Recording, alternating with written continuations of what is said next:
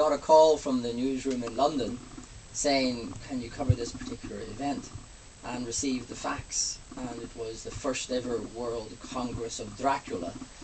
Obviously I thought it was a joke, and foreign newsrooms have a quirky sense of humour. So I went along, and I was shocked and astounded to see literally hundreds of people from countries as far removed as France and Japan, Germany, Canada, from Okinawa to Oklahoma. Serious people, doctors, nurses, academics, teachers. So mostly interested in the literature of this? Well,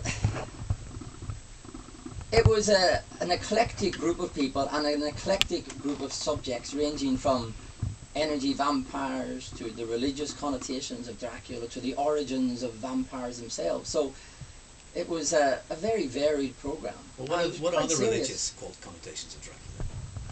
Well, if you consider that religion itself by definition is belief, or at least reverence for a deity, and if you believe a deity is a being with supernatural powers, that perhaps can grant you everlasting life.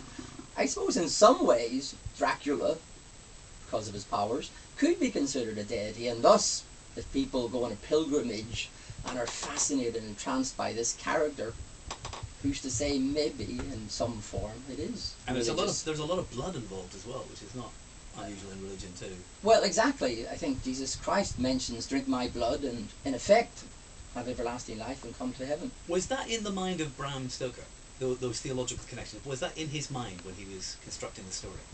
I think definitely. He did a tremendous amount of research, mainly in the Library of London. He had never been to Romania, had never been to Transylvania, but had a vivid imagination.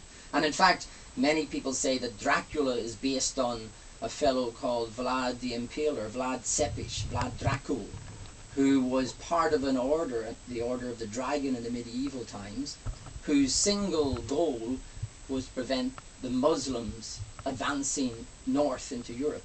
So there's a religious connotation even then with the power broking between Christians and Muslims.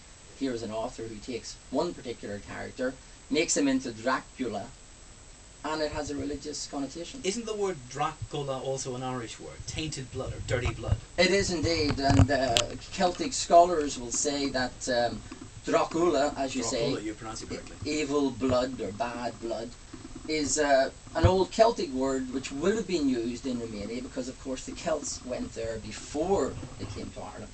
Dracula would have been a common phrase, especially in bloodthirsty times like that. And I think that when the Celts came to Ireland, today, Askelga, Dracula is still used. So there's still a linguistic battle between those that say Drac means dragon, the Order of the Dragon, and those that say Dracula is from the Irish bad blood. And I told you there's a grave up near Coleraine with an Irish chieftain buried on his head down vertically. And there's a local legend that it is the origin of the Dracula story. It's a fascinating story, and as you say... That's your sequel. Thank you very much. I might take you up on that. But you're right, the Irish connections are varied, and his mother was from the west coast of Ireland and lived through the famine. So the dreadful images of people literally dying on the side of the road would have been a story his mother would have told to him as he was growing up. And he was sickly as a child, so spent a lot of time reading, a lot of time at home. His parents were theatre people. They would come back and tell him about the plays they had seen. She would have told him about the stories about the famine, which would have encouraged even more his imagination. Dracula has gone around the world, great movies, and the book, of course, has gone around the world. Has it been given the attention it deserves in Ireland as an Irish novel? Absolutely not. Absolutely not. One of the reasons being that the Catholic Church controls and has historically schools in Ireland, and the idea of women, married or not, hungering after a Casanova type gentleman like Dracula would simply not, I think, have fitted into their view of what women should be in society. And this idea of women in the book seeking a certain sexual freedom, if you want to call it, or a certain independence, definitely was a no-no in the Catholic Church. Well, yeah. So it's not one that's on the agenda of schools. That's whet the appetite. Thank you, Sean. Thanks. Pleasure to be here. Actually, sorry.